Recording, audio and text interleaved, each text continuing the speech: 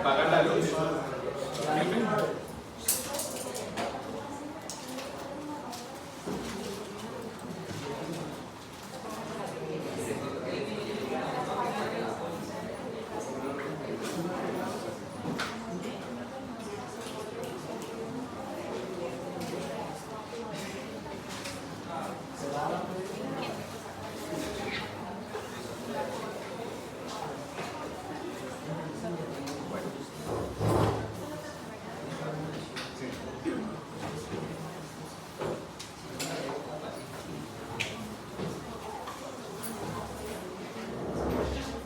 Mensajes parroquiales. De esta ocasión.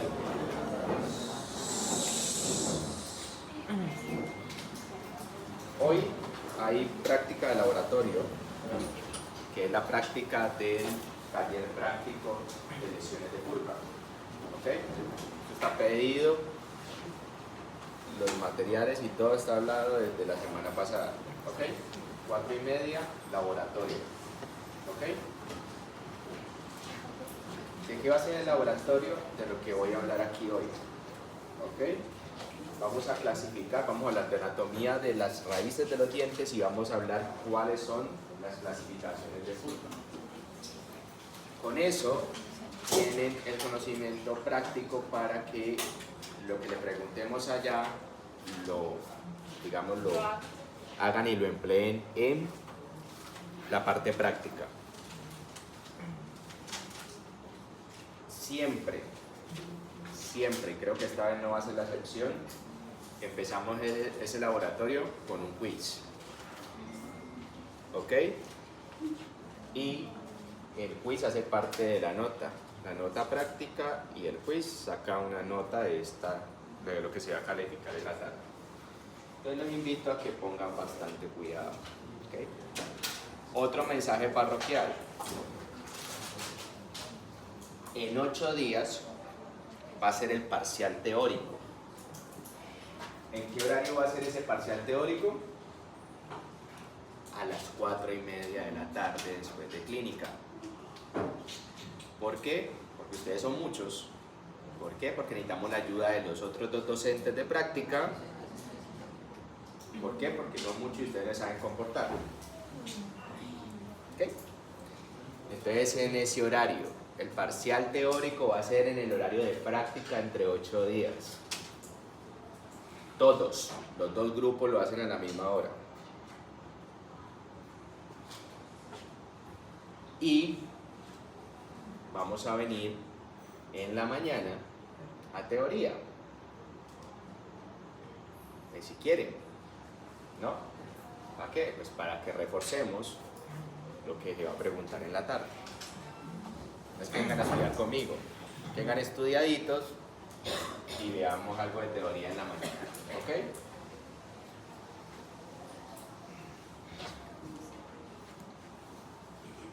Luis, acabé de dar toda la información, ¿no? Ok, no quiero otra vez. ¿Cuáles son las directrices de hoy? Que ya las estoy diciendo. ¿Ok? Como las dije la semana pasada. Bueno, ¿qué vamos a ver? Objetivos. Recorderis de algunas cositas. Terminología, morfología, alteraciones y modificaciones anatómicas y morfológicas, diagnóstico, clasificación, pronóstico y tratamiento. ¿Cuál es el objetivo? Conocer la anatomía radicular, que es, digamos, lo que más nos compete en la parte periodontal a nosotros. Y cómo se desarrolla la enfermedad periodontal por esta anatomía. ¿Listo? vamos a recordar de lo que vimos las semanas pasadas. ¿Qué tenemos que tener en cuenta? Bueno, el cemento radicular cubre que la superficie de las raíces con un contenido mineralizado que no tiene ni irrigación ni inervación. Cuando hay una enfermedad periodontal, ¿qué pasa? El cálculo se deposita sobre el cemento radicular, empieza a causar una reacción inflamatoria inmunológica que destruye hueso, pero ese cálculo también contamina el cemento. Por eso es que el procedimiento o el tratamiento que hacemos para tratar esa enfermedad periodontal se llama raspaje y alisado radicular. El raspaje es para eliminar el cálculo que se pegó y el alisado es para eliminar ese cemento que se contaminó. Al contaminarse, el cálculo al contaminarlo lo ablanda, lo vuelve blando y lo vuelve, digamos, más predispuesto a que se le pegue la placa bacteriana.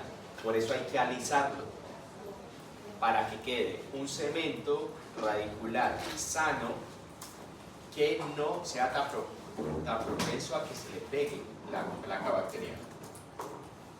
Esa es la explicación del nombre, raspaje y alisado radicular. Raspaje es eliminar el cálculo que se le pega a la parte de la raíz, y el alisado es eliminar el cemento contaminado que pasó, que se contaminó por haberse pegado el cálculo ahí. Pero, ¿y si se elimina ese cemento, qué pasa? ¿Ah? Si se elimina ese cemento, ¿qué pasa? Si se elimina ese cemento, ¿qué pasa? ¿Qué crees que pasa? Que disminuye. Ya hablamos las semanas pasadas, que hay un cemento que se deposita toda la vida y otro que no. Uno celular y otro celular. El acelular, que es el que no se deposita toda la vida, ¿dónde está ubicado? En el tercio cervical. ¿Qué pasa entonces? ¿Qué le puedes meter de lógica ahí? Ya se pierde. Que ya no existe cemento allí. Que ahí lo que va a existir al eliminar el cemento contaminado es ya dentina directamente, porque ese cemento no se vuelve a depositar. En cambio, de la raíz, de la mitad de la raíz para abajo es el que se deposita toda la vida, que es el celular. ¿Listo? Por eso cuando uno hace tratamientos periodontales, uno lo que hace es liberar. Cuando hay una bolsa periodontal, uno lo que hace es eliminar esa bolsa periodontal, que es una cueva de placa bacteriana, la elimina, pero el tejido periodontal va a ir suturado o va a ir cicatrizado a donde está el hueso sano. ¿Qué se creó ahí? Una recesión gingival. Y al crear una recesión gingival es netamente para que el paciente tenga acceso directo a limpiarse. ¿Ok? Pero eso puede traer otras consecuencias. ¿Qué cree que puede pasar como efecto adverso después de un raspaje? Sensibilidad.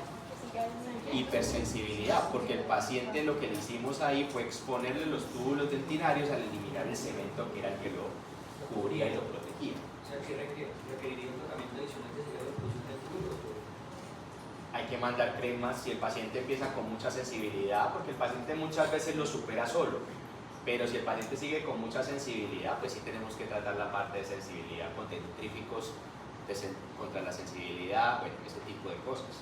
¿Listo? ¿Ya era la pregunta o viene a hacer otra pregunta? ¿En qué momento pasamos de raspaje a alisado? ¿Siempre en todos los casos es raspaje alisado? Siempre que vos tenés un diagnóstico de periodontitis, o sea, que tenés la presencia de una bolsa periodontal, es porque hay una bolsa que tiene un cálculo adentro y que tenés que raspar, y que ese cálculo contaminó el cemento y que lo tenés que alisar. O sea, siempre raspaje y alisado. Siempre ante un diagnóstico de periodontitis es raspaje y alisado radicular. ¿Cuando es raspaje es de tetraje o es diferente? Tetratraje es diferente. Tetratraje es solamente el hecho de eliminar el cálculo, y el tetratraje se hace cuando tú no tienes bolsas periodontales. O sea, cuando tú no tienes bolsas periodontales, tú no has llegado a la raíz del diente. Porque tu sondaje en un hecho normal, en un margen normal, en un paciente normal, si tú haces un sondaje que no pase de 3 milímetros, ¿ok? Pero te sangra, O sea, tienes una gingivitis. ¿Ok? Eso lo que te está diciendo a ti es que ese fondo del surco o ese sondaje no te ha llegado al nivel radicular. Entonces, si no ha llegado al nivel radicular, pues no tienes raíz que raspar o alisar. Ahí se llama detartraje, porque lo que vas a hacer es eliminar el cálculo que te está causando la gingivitis, que está a nivel de la corona del diente o a nivel de la unión amelocementaria, y eliminas allí. Ahí no tienes que entrar a hacer raspaje y alisado. Según el diagnóstico, es eso. ¿Ok? Bueno, terminología. El complejo radicular es la porción del diente que va desde la unión amelocementaria, que es esta raya de aquí, ¿ok? Donde termina la corona y empieza la parte del cemento radicular y la dentina que está en el fondo del cemento. Todo esto es el complejo radicular, pero se subdivide en dos partes: en un tronco radicular y en los conos radiculares, que es cuando se abren las raíces de los dientes o cuando empiezan las raíces de los dientes. ¿Ok? A esta división de la raíz, ¿cómo le llamamos? Furca. Esa es la famosa furca. ¿Ok? Entonces, vamos a ver el tronco radicular. Y la definición: representa la región sin división, o sea, la región radicular que no tiene división todavía de las raíces. ¿Ok? Su altura se define como la distancia entre la unión amelocementaria y la línea de separación de las raíces, o sea, la bifurcación de las raíces, que entre las raíces la denominamos ya cono. Esto es un cono, esto es otro cono, un cono y un cono. ¿Ok? Dependiendo de la posición de la línea de separación y la altura del tronco y la raíz, puede variar. ¿Qué pasa? Ahí vemos dos ejemplos. Un premolar superior, que es el premolar que más comúnmente tenemos con dos raíces. En un gran porcentaje, los demás premolares, el 5 es el que le sigue, o sea, el 5 superior es el que le sigue con un porcentaje, pero ya menor, que es bifurcado. Y los inferiores tienen un porcentaje mínimo de bifurcación, o sea, de dos raíces. Los inferiores casi siempre en un gran porcentaje solamente tienen una raíz. ¿Ok? Pero mire cómo varía. En un premolar el tronco naturalmente es más largo que en un molar. ¿Ok? Esto es un premolar superior y esto es un molar ¿qué? Superior. ¿Ah? Anatomía, ustedes ya paran por ahí. Anatomía radicular. Es un molar ¿qué? Superior. ¿Por qué? Porque tiene ¿cuántas raíces? 3. ¿Cuánto tiene el inferior? 2. Ok. Profe, ¿cómo es que es lo de CEJ? Unión cemento. ¿Unión cemento-adamantina o unión amelocementaria? Unión amelocementaria. Furca. ¿Qué es la furca? Es la división de las raíces. ¿Listo? Que está ubicada entre los diferentes conos, o sea, diferentes las raíces. Dos o más conos radiculares forman una región furcada y esas bufurcas tienen una entrada. ¿Listo? Cuando tengo tres raíces, que es digamos, la parte del molar superior, tengo ¿cuántas entradas de furca? Las mismas 3. ¿Ok? Entonces, mi molar superior tiene una raíz palatina y tiene dos raíces vestibulares. ¿Cómo se llaman las entradas de furca que yo tengo que revisar ahí? La entrada de furca vestibular, que está en medio de las dos vestibulares, y voy y reviso las que están entre la distovestibular con la palatina, que se llama región de furca distopalatina, y la región de furca mesopalatina. Esas son las tres entradas que tengo de la furca en ese sentido. ¿Ok?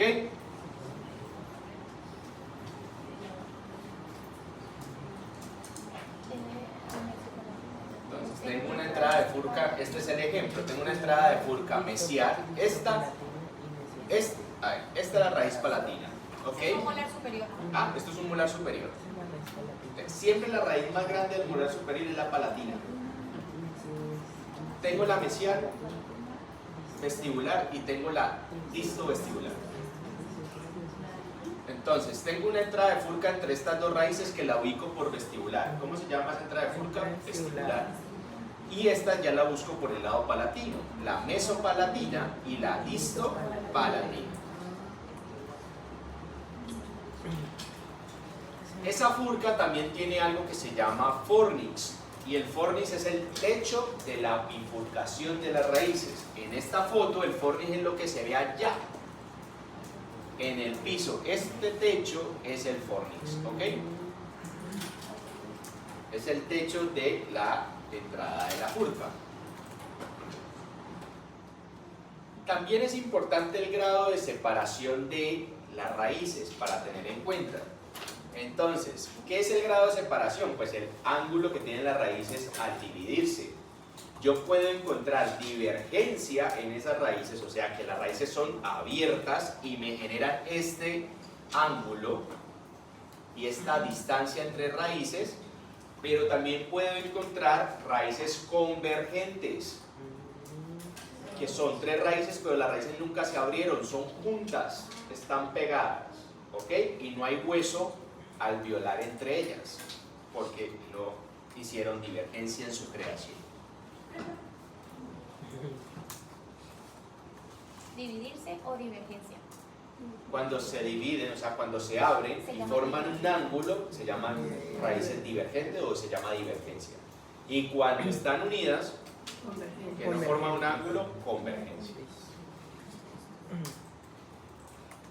Y eso, pues hay un coeficiente de separación. ¿Qué da ese coeficiente de separación? La longitud de los conos de la raíz en relación con la longitud del complejo de las raíces. Este es el tamaño de las raíces, de la raíz más larga, y este es el tamaño del tronco radicular. Entonces, ¿qué puede pasar? ¿Y qué es lo que más pasa? Eso es importante porque yo voy a empezar a hacer preguntas que ustedes más o menos pueden tener idea ya. Hay un ataque bacteriano, se formó la periodontitis y el diente empezó a perder hueso alveolar. Si yo tengo un tronco corto con unas raíces largas, ¿qué puede pasar?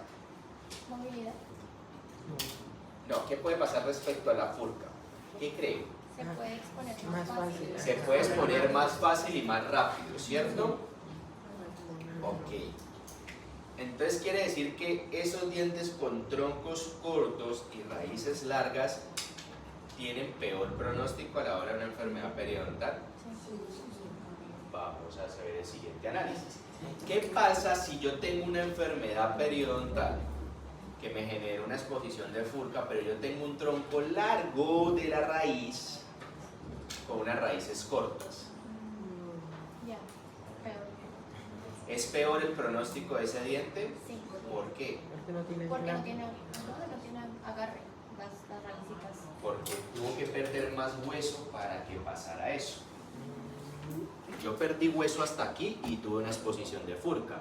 Pero si este tronco llegara aquí y se dividiera las raíces aquí, ¿yo cuánto perdí de hueso para que hubiera una lesión de furca? Mucho. Estoy perdiendo hueso ya a nivel apical para que pase eso. ¿Ok? Entonces, sí, los dientes con ese tronco corto pueden generar más fácil o más rápido por la enfermedad periodontal lesiones de furca, pero muchas veces es peor pronóstico cuando el diente tiene un tronco largo y raíces cortas que ya expuso la furca. ¿Entienden el concepto? Es diferente. Vamos a la morfología que tienen los diferentes dientes. Premolares superiores. Entonces mira lo que les decía. En el primer premolar superior hay un 40% de que las tenga dos raíces. Es el que tiene un porcentaje más alto de tener una bifurcación. Vamos a orientarnos. Las entradas de furca anatómicamente del premolar superior, ¿por dónde entran? ¿O cómo son? ¿Ah? Mesial y distal. ¿Del qué? ¿Ah? Me perdí. Del premolar superior. Ya, Las entradas de furca, ¿por dónde las encontramos? Por mesial y distal. Porque este man tiene dos raíces, pero no las tiene como el molar así, de lado a lado, sino que las tiene de frente. O sea, una raíz es vestibular y la otra raíz es palatina. Entonces, al yo tener las raíces hacia vestibular y palatino, mi entrada ya va a ser por mesial o por distal. ¿Ok? Y por naturaleza anatómica, estos dientes naturalmente tienen tronco radicular largo y se bifurca a tercio medio, como se ve ahí, o muchas veces más arriba, a tercio apical. Entonces, cuando nosotros ya estemos presentando lesiones de furca sobre un premolar superior, ya sabemos que estamos en una enfermedad periodontal de moderada a severa, por la anatomía que tiene el premolar superior normalmente. ¿Ok? Es para que vayamos encasillando ya todo lo que ya hemos conocido. Distancia promedio es de 8 milímetros entre la, mira, 8 milímetros entre la unión amenocementaria y la furca. Y el promedio de medición de una raíz de un premolar es de 13.5. O sea, de 8 son tronco radicular, de 13.5. Entonces quedamos que 5.5 o 5 es el tamaño de las raíces. ¿Eso qué nos quiere decir? Que los troncos radiculares son bastante largos en los premolares. ¿Ok? Molares maxilares superior. El primer molar superior son más grandes naturalmente o normalmente que el segundo molar superior y mucho más grandes que el tercer molar superior normalmente. ¿Listo? Tenemos 3 raíces normalmente y casi siempre las raíces de los 6, o sea, de los primeros premolares son divergentes por naturaleza, pero eso cada que va tirando para atrás se va volviendo anatómicamente más convergentes que divergentes las raíces. Los 7 son los que uno encuentra con algunas ocasiones mucha convergencia de las raíces y los 8 ni se diga, los 8 superiores casi siempre tienen las raíces totalmente convergentes por naturaleza. Es muy anormal encontrarlos con tanta divergencia a las cordales. Casi siempre están pequeños, ahí son más pequeños que los molares superiores, tanto el primero como el segundo, y casi siempre tienen mucha convergencia en las raíces. Entonces eso va cambiando según para dónde vaya. ¿Okay? Ya sabemos que tenemos una mesovestibular, una distovestibular y una palatina, que es la más grande. Las furcas, ¿no? Las raíces. Ah, ok. Las raíces. Ay, Vamos aprendiendo cositas que nos tienen que preguntar. Si yo les digo, si ustedes más adelante, cuando estén más grandes, quieren usar un retenedor intrarradicular porque quieren hacer una corona, lo que le llamamos núcleo, ¿en qué raíz pensarían para colocarlo? De esas 3, en un molar superior. en la palatina. En la palatina.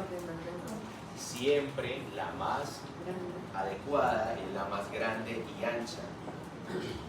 Por allá un más calvo les digo, si ven protésico, les digo, la ideal es siempre la raíz más gruesa y más ancha, ¿ok? Para pensar en un retenedor interradicular.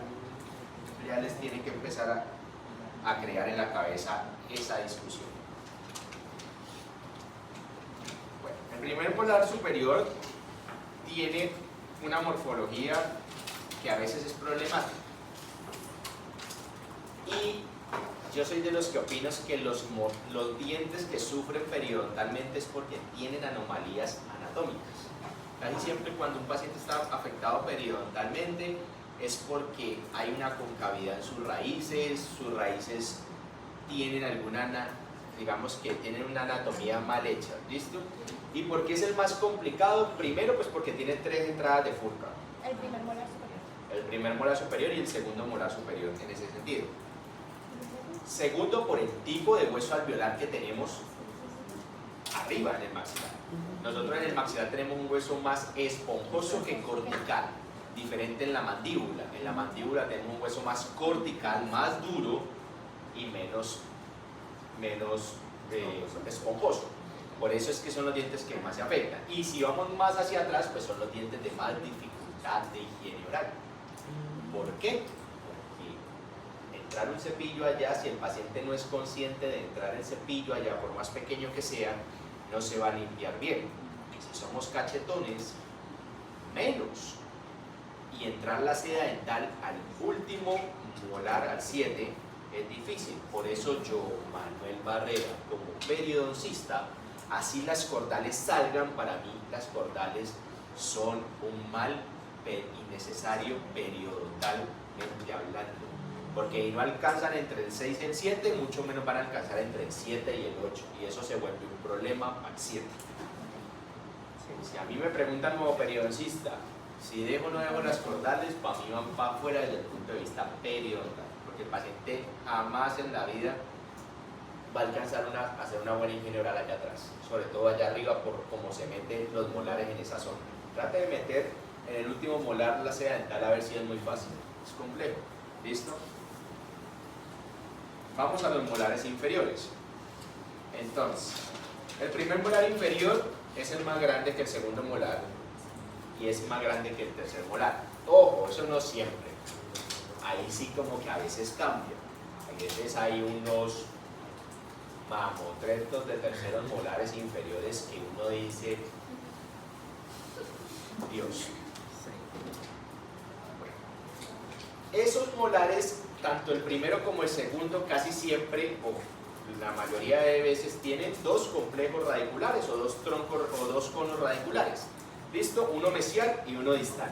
Estando mesial y distal los conos, ¿por dónde son las entradas de mi? Palatina y Palatina vestibular. y vestibular. Pero paladar está abajo. Ah, Entonces, no, vestibular igual, y igual. ¿ok? Entonces, la raíz mesial es más grande que la raíz distal. Pregunta, si van a poner un retenedor radicular, ¿en qué raíz piensan? La mesial, porque es más grande normalmente que la distal. ¿Ok? Y esa raíz mesial, este es otro motivo, casi siempre es vertical y casi siempre la raíz distal de esos primeros molares tiene una curvatura. No está aquí la foto. Casi siempre, o sea, casi siempre la raíz mesial es recta y esta raíz, la distal, es la que es en forma de C o es más abierta. Entonces también, pues para poner un retenedor interradicular es más fácil que entre por una raíz que esté más vertical, a que tenga esa anatomía irregular, ¿ok? El tronco de la raíz del primer molar superior suele ser más corta, ¿ok? Y las entradas de bifurcación ya las dijimos, una vestibular, otra lingual.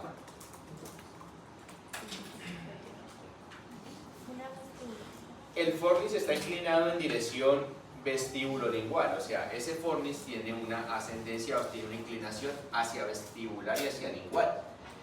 Y el grado de separación y divergencia entre las raíces disminuye del primer al tercer molar. ¿Qué quiere decir? Que el primer molar normalmente tiene más divergencia y que si nos vamos para atrás normalmente podemos encontrar más convergencia.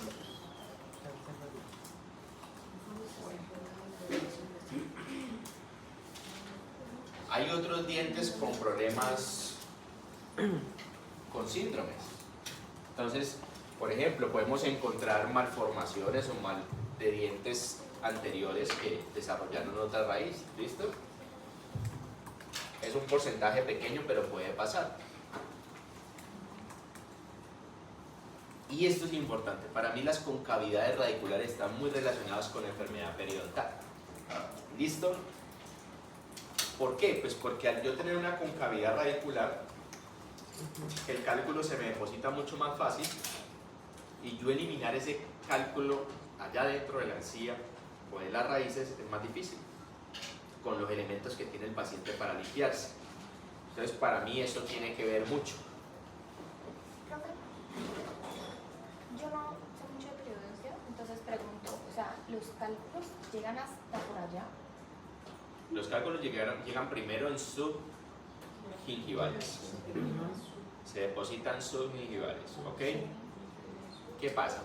Al presentarse o al ponerse subgingivales y no hacer nada, o sea, el paciente no acude, no tiene buena higiene oral, no tiene buena asistencia al odontólogo, ellos van a empezar a crear complejos, digamos, bacterianos que se llaman anaerobios, o sea, no necesitan de oxígeno para sobrevivir.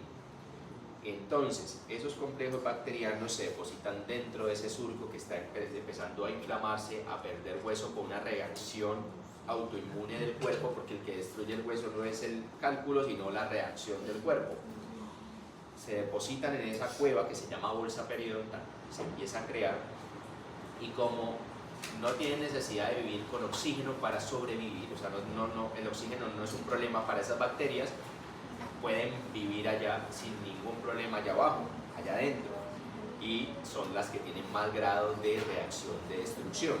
Entonces ahí empieza ya el cálculo, primero fue el supragingival y después ya empieza el cálculo subgingival, que es el que nos empieza a destruir de esa manera, ¿ok? Entonces las bacterias abajo van formando o se va llenando más de placa bacteriana y va formando un cálculo que va llegando más subgingival, ¿ok? Es eso. Esas concavidades casi siempre está asociada en espacios interproximales que en espacios en caras libres, y es muy normal encontrarlo así. Pues ¿qué va a generar eso? Pues que la pérdida de inserción y el cálculo esté en la parte interproximal, y en la parte interproximal es donde más difícil es para el paciente limpiarse, porque en las cerdas del cepillo no se llega toda la parte interproximal, para eso existe la seda dental, ¿ok? Otro problema anatómico son las proyecciones del esmalte. Viene el esmalte y ese esmalte tiene una prolongación hacia abajo, hacia la raíz. ¿Qué va a pasar con ese problema? Que al proyectarse el esmalte, ya lo vimos la semana pasada, ¿qué es lo que se inserta con qué? El cemento se inserta con el hueso alveolar por medio del ligamento periodontal, ¿cierto? Pero en ningún momento hablan del esmalte. El esmalte no tiene esa inserción. ¿Qué pasa? Este man se metió allá en zona de la furca y ahí no va a haber inserción porque él no se inserta con absolutamente nada. Y por ahí se va a ir todo lo que quiera. ¿Ok? Y por ahí va a empezar el problema de la enfermedad periodontal y después el problema de lesión de furca. Una anomalía anatómica. Casi siempre esa anomalía anatómica es en zona de furca. Naturalmente esas prolongaciones van en la furca, en el centro del diente, por una de las caras negras. ¿La solución es eliminar ese esmalte? ¿Ah? ¿La solución sería eliminar el esmalte? ¿Verdad que se hace en ese caso? La solución sería eliminar el esmalte, pero es que abajo no sabemos si hay más esmalte o hay dentina. La solución es que el paciente esté controlado, básicamente. Estas son las perlas del esmalte. La otra fue una proyección del esmalte como tal. Aquí no, el esmalte aquí llegó normal a la unión amelocementaria, pero le ocurrió, pasó algo en la formación del diente y creó una bola de esmalte justo en la entrada de la furca. Cemento. Exactamente lo mismo, ahí no va a haber inserción y por ahí, por esa entrada de furca va a pasar toda la placa bacteriana y bacterias que quieran, ¿ok? Ese sí se puede eliminar. Ese sí hay que eliminarlo con un tratamiento de furca, ¿ok? Entonces uno levanta, elimina la perla del esmalte, trata de hacer algo que se llama plastia periodontal o plastia de furca, que es básicamente darle forma a la furca y volver a hacerla. ¿Esas perlas se detectan a nivel radiológico? Sí. O sea, se diagnostican A nivel radiológico son muy notorias y se confunden muchas veces hay a veces cálculos tan grandes que los cálculos se ven en la radiografía, pero muchas veces yo hago la pregunta, ¿qué es esto? Una perla del esmalte. Entonces, la primera cosa es que las perlas del esmalte en gran proporción, en gran porcentaje aparecen en la furca, en zona de furca. En serio que yo no he visto una perla del esmalte en otro lugar que no sea en la furca. Eso es una indicación anatómica que te dice Ah, bueno, está en la furca, sospecho que es una perla del esmalte. Y otra cosa es que se ve bien circunscrita en la radiografía, o sea, tiene como una buena forma circular. En cambio, el cálculo, cuando uno lo ve en una radiografía, se ve irregular. Entonces, eso es otra manera de identificarlo. Bueno, ¿por qué es importante identificar la furca? Pues porque puede condicionar el pronóstico y el plan de tratamiento de los dientes multirradiculares. Entonces, ¿qué pasa con la exposición de furca? Se puede dar por la presencia de enfermedad periodontal, por trauma oclusal, por caries, por enfermedad pulpar. O sea, por muchas de estas cosas puede haber una lesión de furca. ¿Cómo hacemos el diagnóstico de la furca? ¿Con qué sonda? La sonda de Neighbors, que se les solicitó. Que no es una sonda recta como la Carolina del Norte, que es la que hacemos el periodontograma, sino que es una sonda que tiene curva, como forma de garfio, para que uno entre a analizar la lesión de furca. ¿Listo? Entonces, clínicamente con la sonda de Neighbors y también con un análisis radiográfico. Diagnóstico de enfermedad periodontal. Sí, de lesión de furca. De enfermedad periodontal tú lo haces con la Carolina del Norte, que es con la que sondeas y haces el periodontograma. Y vamos a ver las clasificaciones para que la entendamos un poquito más. Hay muchas clasificaciones, pero nos vamos a regir por unas pocas. ¿Listo? La primera es la de Glidman de 1954. Ham llegó y le hizo una modificación en el 75 de forma horizontal, pero Tarnow y Fletcher en el 84 también lo hicieron en forma vertical. Y también en la combinación de hallazgos de morfología de hueso, es Ashley y Drennan en el 69 crearon una. Entonces vamos a hablar de Glidman. Glidman dice que la lesión de furca grado 1 es una lesión temprana. Entonces viene la lesión de furca y tiene una pequeña entrada por... Acuérdense que nosotros tenemos 2 entradas o 3 entradas a las furcas, ¿ok? Entonces yo tengo una entrada por acá y tengo una entrada en el otro lado. Esto es un molar inferior. Entonces aquí digamos que estamos en vestibular y tengo una lingual. Entonces con la sonda de Neighbors, que es esta, yo entro a la lesión de furca y esa lesión de furca o esa entrada no me pasa de 3 milímetros de la sonda. Si lo divido en tercios, en 1, 2 y 3 tercios, pues no me pasa de 1 tercio de la entrada de esa sonda de Neighbors. Cuando ustedes tengan la sonda de Neighbors, van a ver que la sonda de Neighbors viene pintada negro, plateado, negro. Y esas mediciones de color están regidas por cada 3 milímetros. Por eso. Porque si no me pasa de los 3 primeros milímetros de la sonda, es que yo estoy ante una lesión de furca grado 1, pero si me pasa más de ahí y no pasa al otro lado, ya vamos a ver qué pasa. Normalmente en una Glidman grado 1 o en una lesión de furca grado 1 no voy a encontrar, o no es normal que la encuentre apreciable radiográficamente. ¿Ok? En Glidman grado 2 ya esa sonda entró más de 1 tercio o entró más de 3 milímetros. Entonces el hueso ya se destruyó más por debajo de la furca, pero el otro lado está todavía intacto y no deja pasar la sonda de lado a lado. O sea, la destrucción de la furca está por ahí en la mitad o más de la mitad, pero no ha traspasado la otra furca, la otra entrada de furca. ¿Listo? Y radiográficamente puede verse o no puede verse. ¿Por qué creen que puede verse o no puede verse? Porque la radiografía es bidimensional. Porque la radiografía es bidimensional. ¿Y eso qué te quiere decir? Pues que no se puede pues,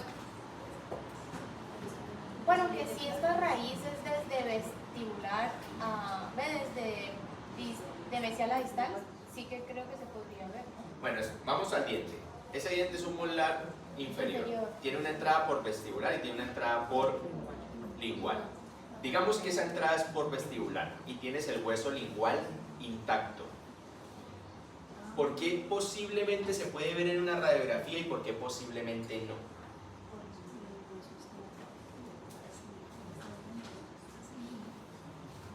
Yo supongo que, digamos, por ejemplo, si está, pues se podría decir la entrada por el vestibular se podrá ver, pero si estuviera el hueso en la entrada vestibular no, porque es denso, entonces no pasarían los rayos X.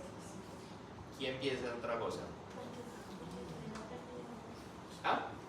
Porque se ve la pérdida, porque en la radiografía se puede ver que se regeneró la pérdida de hueso y ahí nos podemos dar cuenta si puede llegar a traspasar, si lo vemos un poquito que está un poquito radiolúcido, es que pues hay pérdida de hueso, pero si ya vemos que un poquito más atrás está un poquito más radiopaco, es que no hay tanta pérdida de hueso, o sea que no pasa tanto.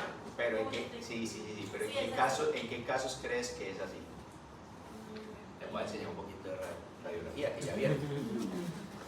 Cuando ustedes ponen una placa radiológica, esto es importante para que ustedes analicen un poquito y empiecen a asociar las cosas ya. Cuando ustedes ponen una placa radiológica, ¿dónde la ponen? En palatino. En palatino o Lingual. en lingual.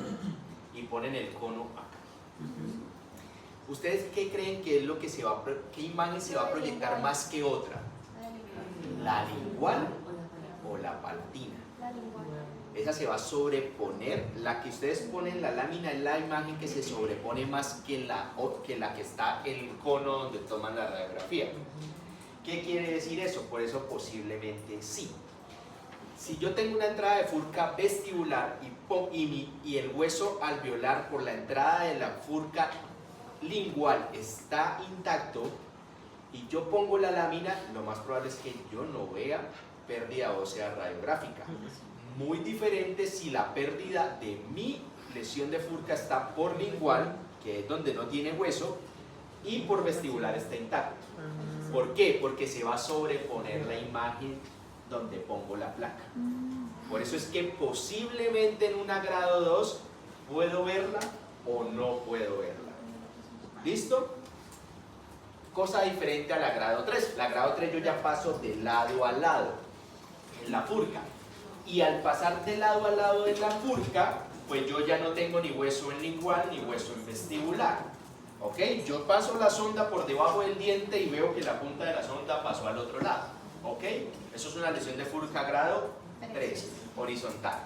Claro, ahorita sí, en este caso yo sí o sí veo radiográficamente esa sombra oscura que se ve aquí.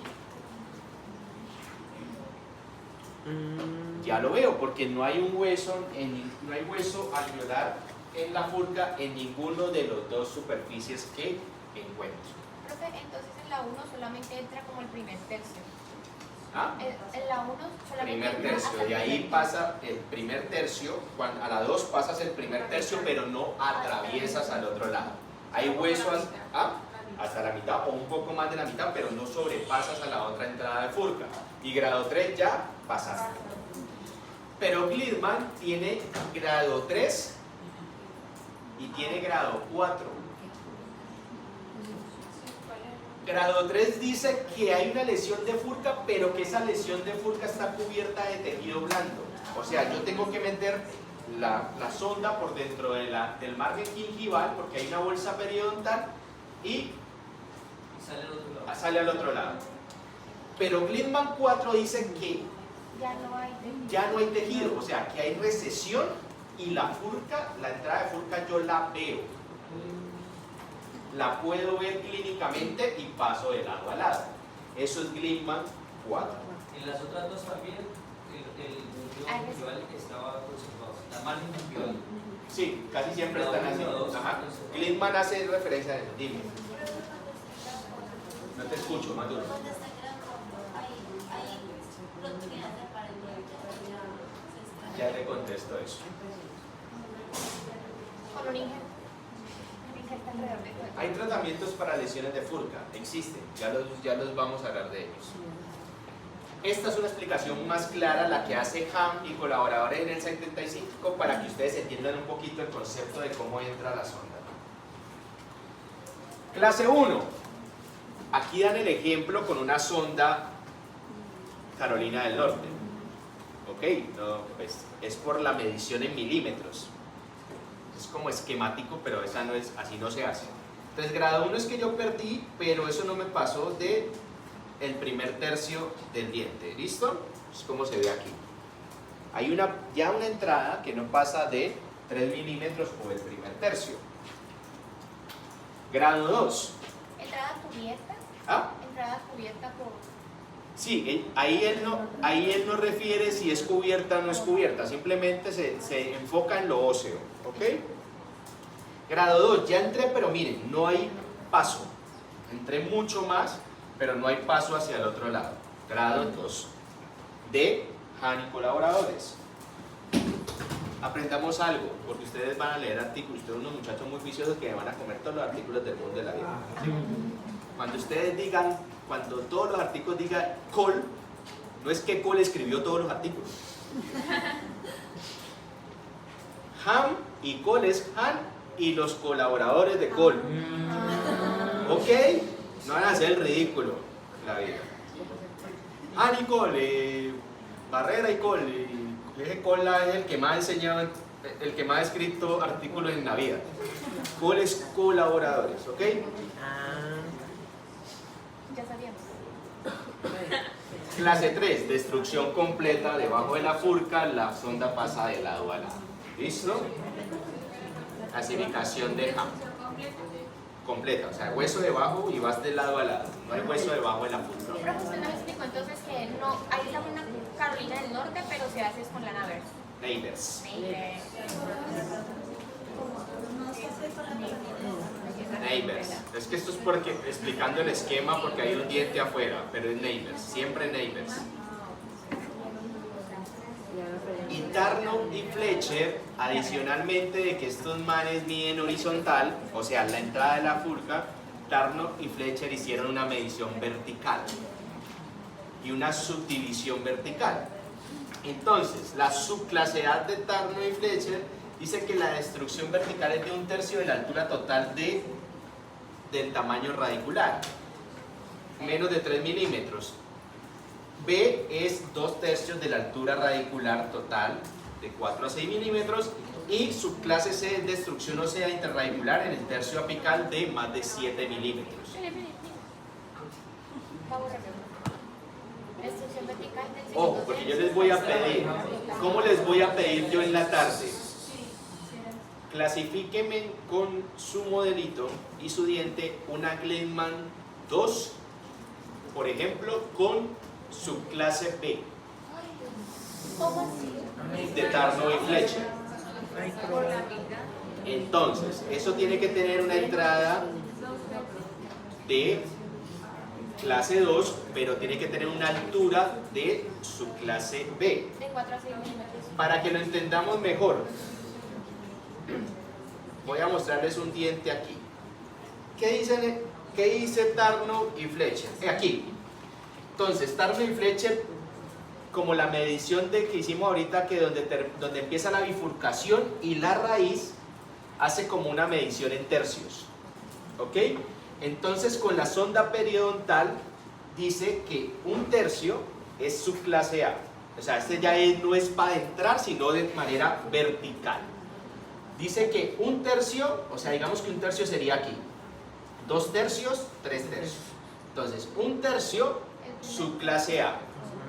2/3 es que la destrucción ósea vertical estuviera aquí, también hay entrada de furca. Subclase B y subclase C ya más abajo. Solamente depende de los milímetros que él puso allí.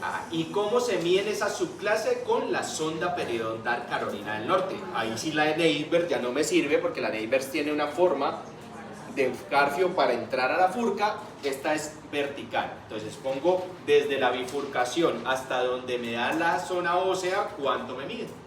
Y también lo dan en milímetros. Dice hasta 3 milímetros esa destrucción vertical, de 4 a 6 milímetros subclase B esa destrucción vertical, y ya después de 7 subclase C. ¿Ok?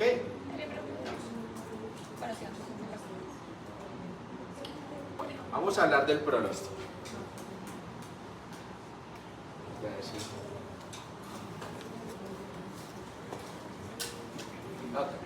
ahorita explico eso. Vamos a hablar del pronóstico. Entonces, el pronóstico, ¿qué me lo da? Lo que yo decía ahorita. La morfología radicular, la proporción cronoradicular, la cronicidad del proceso destructivo, el grado de movilidad que tenga el diente y la edad y el estado de salud.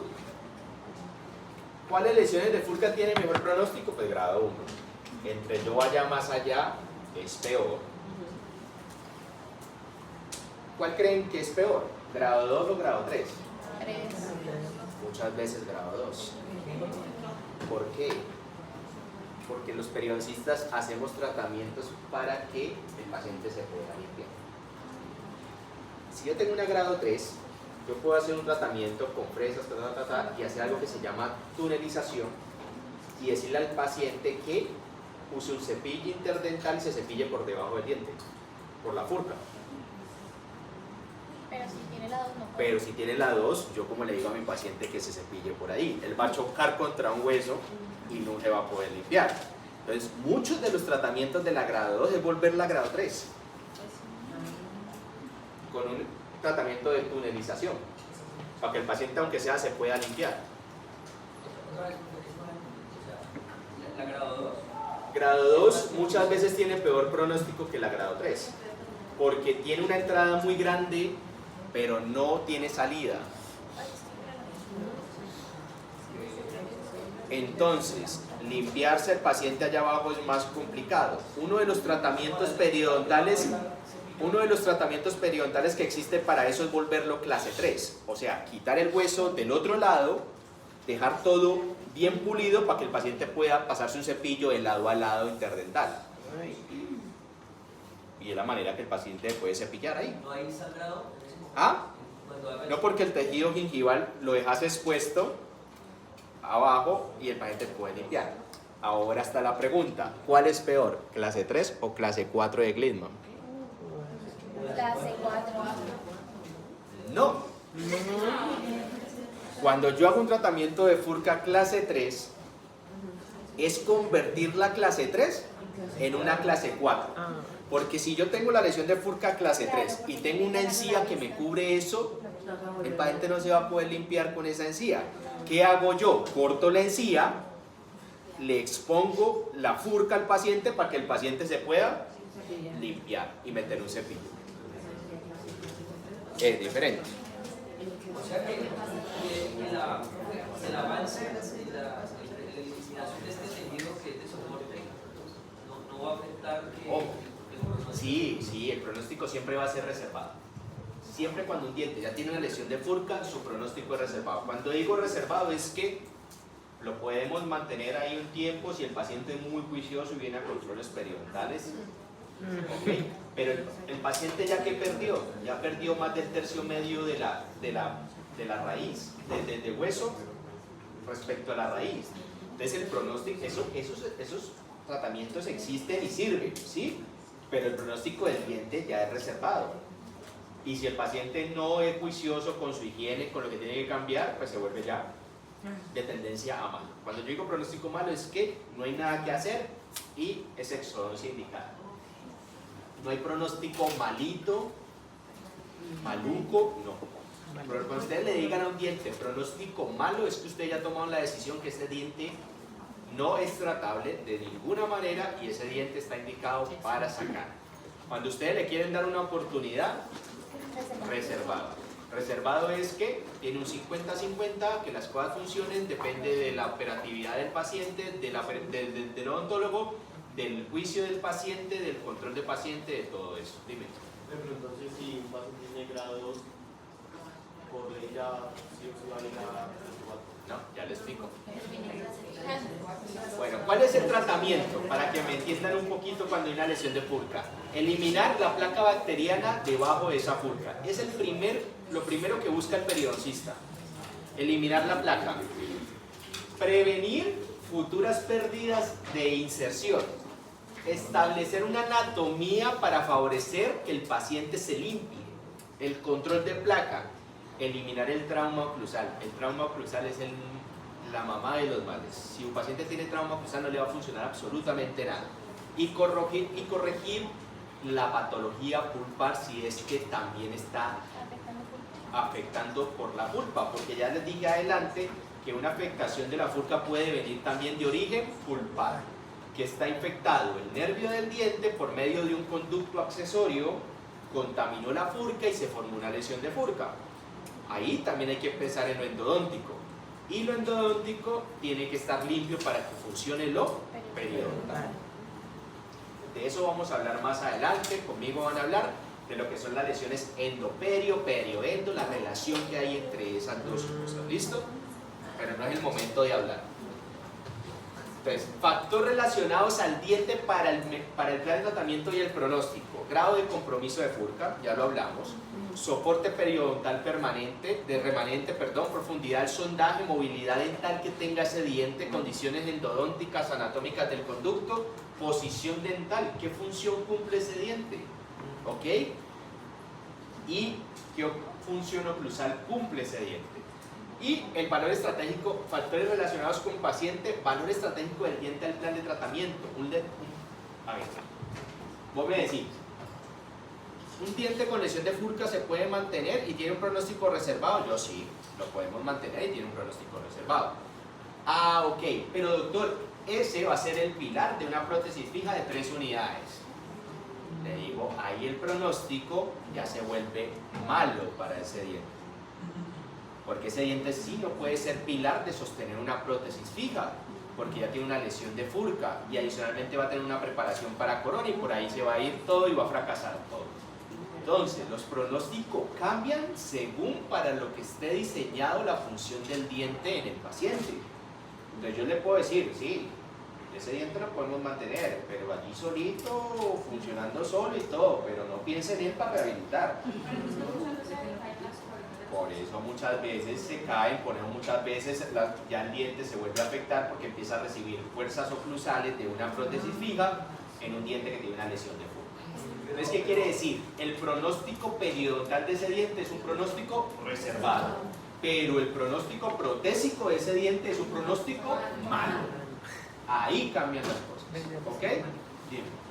Pero, por ejemplo, hay pilares que, por ejemplo, en la periodontal se pueden tener en consideración para prótesis, ¿cierto? O sea, sí. que tengan enfermedades como, por ejemplo, furca clase 1 hasta 1. Y eso, que hay que hacer una talla especial en la zona de furca y mucho control, la responsabilidad del paciente y del control. Eso es fácil. Que se puede, ¿listo? Pero ya son dientes que tienen un factor de riesgo y un pronóstico peor. Bueno, la edad del paciente, las demandas funcionales, el estado sistémico del paciente. Acuérdate de la relación de las enfermedades con el paciente y pues la capacidad motora. Esto es importantísimo. Un paciente con artritis y usted lo manda a cepillarse con un cepillo interdental a la furca. Pues de aquí a que le atine hay hueco con el cepillo, pues no es. Entonces, ¿a quién tiene que educar? Pues al acudiente que debe tener. Si la viejita está así, no puede mover los dedos. ¿Cómo le vas a pretender que esa paciente haga una buena ignorancia? Pues vendría relacionado también la economía del paciente, ¿no? Porque me imagino que el tratamiento es un poco costoso, entonces no hay siempre que hacerlo, también depende de la economía que tenga ese paciente. Claro, sí, es muy importante. Hay tratamientos que lastimosamente tienen una indicación económica, mas no, es que no lo ideal es lo más costoso. O lo más por eso cuando ustedes hacen un plan de tratamiento, cuando lo van a crear, hay un plan de tratamiento ideal en el mundo de las maravillas, pero hay tratamientos alternativos para el mundo de tu paciente. ¿Okay? Los 3 abordajes que se hacen en la terapia de la furcación: el raspaje y el alisado radicular es el primero, que es la remoción de depósitos bacterianos duros y blandos del diente. ¿En cuál se hace? En la furca grado 1. ¿Con qué? Con curetas, que son las que le pedimos, y también pues ayudado con el escáner. ¿De qué depende? La experiencia del operador, condiciones anatómicas, sea abierto o sea campo cerrado. ¿Qué otro se hace? Terapia resectiva. ¿A cómo se le llama esto? A la odontoplastia, o sea, con fresas, condicionar la parte odontológica, o sea, la parte de la entrada de furca que esté, por ejemplo, en la unión amelocementaria. Entonces, yo tengo una zona irregular que tiene unos ángulos que acumula mucha placa. ¿Qué hago? Pues pulo esa entrada de la furca y la vuelvo más lisa, más expulsiva de placa bacteriana para que no se deposite tanta placa bacteriana ahí. A eso se le llama plastía de furca, condicionar esa entrada de furca. ¿En dónde se hace? En las lesiones de furca grado 1, casi siempre. ¿Okay? Odontoplastia es que la haces sobre la parte, no de la raíz como tal, sino más arriba. ¿Listo? La parte de la unión amelocementaria. Tú puedes empezar a condicionar tu diente desde ahí. ¿Por qué? Porque está muy barrigón el diente y tiene una concavidad así. Entonces tú puedes volverlo más expulsivo en ese sentido y que la furca no esté tan metida allá. ¿Ok? Y plastía de furca es condicionar lo mismo, pero propiamente en la entrada de la furca. A esto se refiere. Yo tengo una furca bastante irregular, la preparé, y la dejo más lisa para que ahí se condicione más en la limpieza. Véalo, no debe nada. ¿Qué otros tratamientos existen? Resectivos. Y está la amputación radicular. La amputación radicular. No me vayan a poner, como en un examen, un tratamiento de lesión de furca, amputación radicular. O sea, la raíz estaba y enojó. ¿Ok? De que lo he visto, lo he visto. Todo lo han visto. Amputación radicular. ¿De qué se trata? De las lesiones de furca. Las lesiones de furca se dan entre dos raíces o entre tres raíces. ¿Listo? Pues elimino una raíz y dejo una sola, pero tiene que tener unas condiciones. ¿Qué condiciones debe tener? Que la raíz que se quede tenga una buena altura ósea en el otro lado y que la lesión de furca pues tampoco sea tan grande aquí. ¿Listo? Elimino la raíz, que era el problema que había aquí abajo que formaba la lesión de furca, la elimino aquí y dejo una sola raíz para que haya una cicatrización ósea. Eliminé la furca. Obligado entonces. Obvio.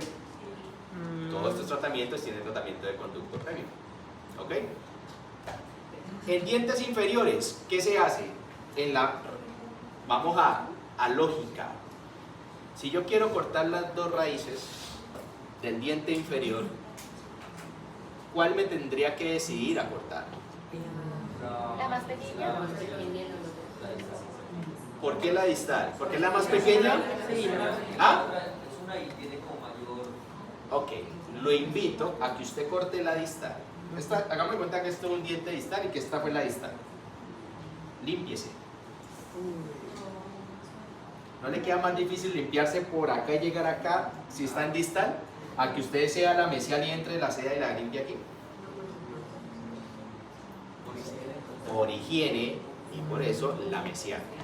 Y si la distal no cumple las condiciones de buena altura ósea, pues esto ya no es un motivo de ortodoncia o pensar en otra cosa. ¿Cómo elimino también la furca? Bueno, vamos a la parte superior. En la parte superior también puedo quitar una furca, una raíz y eliminar la lesión de furca. ¿Cuál escogería? La mesovestibular. ¿Por qué? Porque es la que más acceso puedo tener para quitarla, más fácil, y la palatina nunca la toco porque es la más grande y es la que más fácil le puede limpiar el paciente. ¿Okay? Esto es en la amputación de raíz, radectomía también se llama. Pero también puedo hacer hemisección y se hace solamente en los dientes inferiores. ¿Qué es lo que hago? Tengo una lesión de furca, tengo buena altura acá y tengo buena altura acá, pues partamos el diente a la mitad. Lo dividimos en dos con endodoncia previa y esto también se le denomina premolarización de un molar. Tallo aquí, lo vuelvo un premolar, tallo aquí, lo vuelvo un premolar con una corona y soluciones.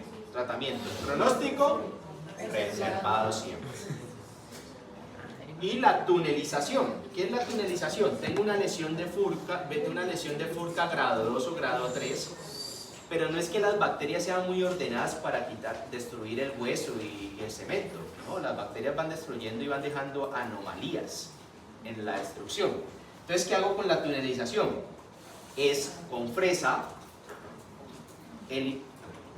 vuelvo el hueso alveolar que está debajo de la Furca liso, también las raíces, dejo todo muy liso para que la placa bacteriana sea más fácil de retirar y que el paciente pueda meter un cepillo interdental aquí.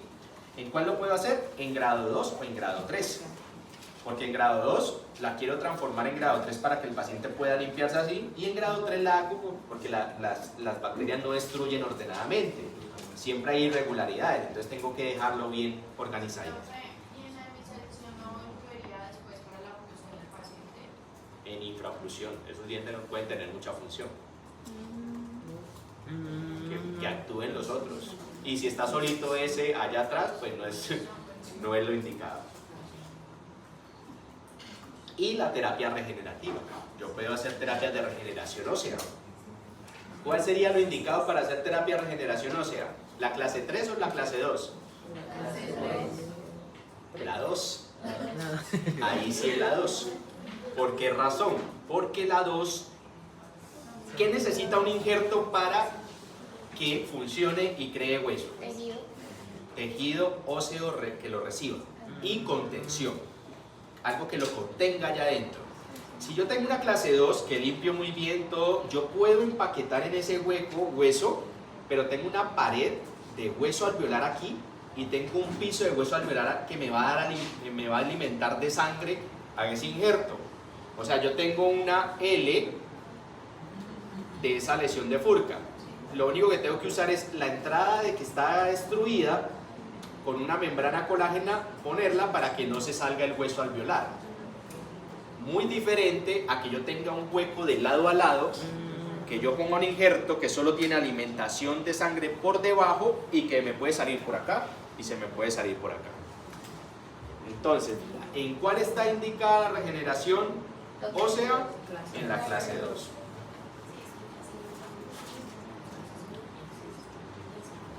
¿Listo? En esa última, estéticamente también se podría hacer alguna membrana o algo. Depende de una cosa, de que tu zona interproximal, esa pregunta es buena. Ella me pregunta que si estéticamente se puede hacer algo para cubrir la recesión o lo que causó la lesión de Furca. Depende de la altura interproximal de tus papilas. Si tus papilas están intactas, tú después puedes poner un injerto y te va a cubrir el 100%. Pero si las papilas están abajo y han perdido hueso, ¿listo? Bueno, vemos a las 4:30.